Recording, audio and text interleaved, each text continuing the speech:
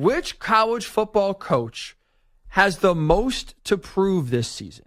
Who is under the most pressure to win? I'm not saying hot seat like, hey, if you don't win, you're getting fired here. Some of these coaches are not in danger of losing their jobs if they underperform. But there is, I think, a pressure and an expectation to win and break through, different levels of success here for different programs. And I want to break it down by conference. So we're not just going to go general, say, hey, Big Ten, SEC, ACC, Big 12, now the Power 4 conferences. Which coach in each conference has the most to prove this season? We'll start in a conference that is near and dear to my heart. That's the Big Ten. I think the coach that has the most to prove this year in the Big Ten is James Franklin. Here's why. I've heard from so many analysts across the country for years now. Penn State will be the biggest beneficiary when it comes to an expanded playoff. They've come close so many times. They've been outside the top 4, but they've been inside the top 12. Now with the expanded playoff, Penn State will now, be one of the teams that should be making it regularly that was shut out of the 14 playoff. That, to me, then adds up to this year. If Penn State misses the college football playoff, I think James Franklin has to go. I think he has to get fired because at this point, there are no more excuses. Not when this season specifically, you have your biggest game of the year, Ohio State, in your building. They come to Happy Valley early November. You, in an expanded Big Ten, don't have this year on your schedule Oregon, Michigan, Iowa. I would say outside of Penn State and Ohio State, the 3 best teams in the Big Ten.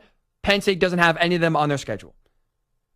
A schedule that really after Ohio State, I would argue the hardest game on Penn State's schedule is probably week 1 at West Virginia. It's a very manageable schedule. You're going to have an elite defense again. Even though Manny Diaz left and you bring in former Indiana head coach Tom Allen, you are going to have an elite defense. And now you bring in an offensive coordinator from Kansas and Andy Kotelnicki that should bring explosiveness that you were desperately missing last year. Everything is in place right now for Penn State to make the playoff. I'm not saying win a playoff game. I'm just saying make the playoff, be one of the 12 teams. When you're really the only difficult game you have is Ohio State and that game's at home, you should be looking at bare minimum 11-1 for the Nittany Lions this year. If we're talking about anything less than that, if we're talking about Penn State not making the playoff, I think Franklin has to go. And so because of the expanded playoff, because of the schedule, the way it breaks down the talent on the roster, this to me truly is a playoff berth or bust for James Franklin and Penn State. That to me is why Franklin has more to prove than Ryan Day, than other coaches in the Big Ten. James Franklin, Big Ten, in my opinion, coach with the most to prove this season. We go to the SEC. I think the coach with the most to prove this season, Lane Kiffin. This is a guy that is personable, funny, always has a great offense. I love his personality. But I think in order for him to truly be respected as one of the best coaches in college football, he has to finally deliver a team that is a true title contender. And if he can't do it this year, I don't know when he ever will. This is tailor-made for Ole Miss to be knocking on the door and truly come November, be one of the teams we're talking about with a real chance to win the SEC, compete at least bare minimum, making the SEC title game, and being one of the teams on a short list to win a national title. Everything lines up for them. They have the quarterback to do so, Jackson Dart, who at least going into the season is top 6 in terms of Heisman odds. So there's a lot of people around the country that expect big numbers and big performance from Dart, who's very experienced now going to year 3 of the Lane Kiffin offense. You have on offense and defense combined for Lane, 20 out of 22 starters back on your team.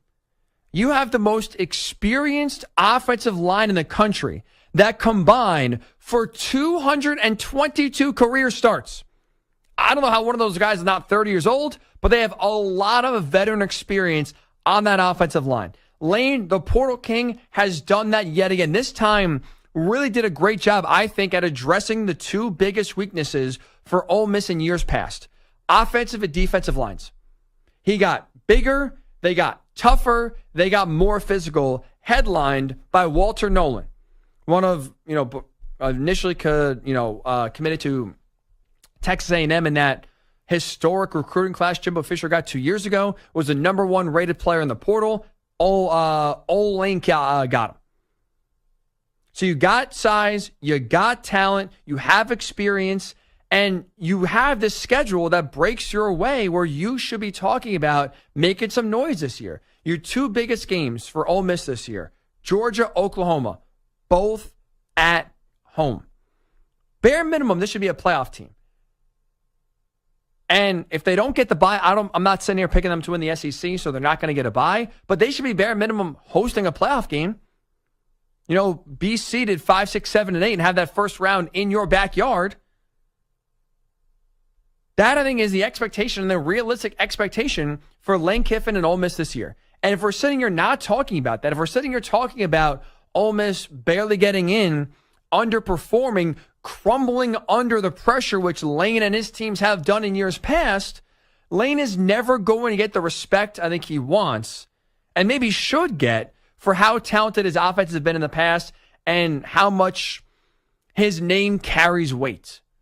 And so that's why, for me at least, like, if Lane Kiffin truly wants to be taken seriously as one of the best coaches in the country, this is the year where bare minimum you have to make the playoff if you're Ole Miss, but I think you got to be in the conversation for a national title. You got to be in the conversation come November for a team we're talking about as, oh yeah, that they are good enough to win it all. They have checked every box you need to check in order to be on that list. Now it's about execution. Now the pressure thing does fall on Lane. For me, he's the coach in the SEC with the most to prove. We go to the Big 12.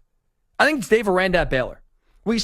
I tried to specifically make this list not about which coach is on the hottest seat and which coach is the most likely to get fired. I didn't want to do that because I don't think that, you know, in this instance, James Franklin, I think he's not. We could argue about the hot seat. I think he should be fired, but is he on the hot seat realistically? Maybe not. Is Lane Kiffin on the hot seat? Is he going to get fired from Ole Miss if they don't make the playoff? No. But also then I don't think that means he has no pressure on him. This is a case, though, with Dave Aranda where he's getting fired. Like, this is truly one of those years where if it's another underperforming season for Baylor, if we're not talking about bowl eligibility, he's out the door. There's no one else right now in the Big 12, I would say, with the pressure that's on Dave Aranda to bare minimum become bowl eligible. I mean, since winning the Big 12 title back in 2021, it has gone south for the Baylor Bears. 9-16 record. You go 3-9 last year. And now after another down year, he's changed coordinators for the 3rd time in 5 years. You only get so many of those opportunities to fire the OC, fire the DC, before people start wondering, you know what, maybe we just fire you. This is one of those years where Dave Aranda has to put up or shut up. I would argue right now he's on the hottest seat in America. That's why, at least for me, in terms of coaches are the most approved in the Big 12, it's Baylor's Dave Aranda. And finally, in the ACCs, you stick here to Power 4 conferences, the coach that has the most approved in each conference, James Franklin, Big 10, Lane Kiffin, SEC, Dave Aranda, Big 12. I think in the ACC, it's Dabo Swinney. Here's why. This 2024 season, in my opinion, for Clemson feels like a fork in the road kind of year. Clemson right now has 2 directions they can go. They can either get back to being in the national title conversation or go down the path where they have basically lived for 95% of their football existence. Good, not great. 8-4, 9-3. Never good enough to be competing for a national title. Never bad enough where you're actually complaining or upset about firing the coach. Kind of right in that zone of 9-3, you can convince yourself, hey, with a change here, change there, we get back in it. That's where Clemson has lived for 95% of their football existence. And that is, I think, the other fork in the road here where the Tigers can go down. Like, this is set up when you look at the 12-team playoff, Clemson schedule, their path going forward in the ACC. This is set up for a first-round bye. They should win the ACC. Florida State, with how much they lost in the draft and graduation, I'm not a big DJU believer, so I think they'll be competitive. Are they good enough to win the ACC for the 2nd straight year? I don't think so. Miami's not proven, to be consistent enough to be taken seriously at this point, to be talking about, ACC title contention.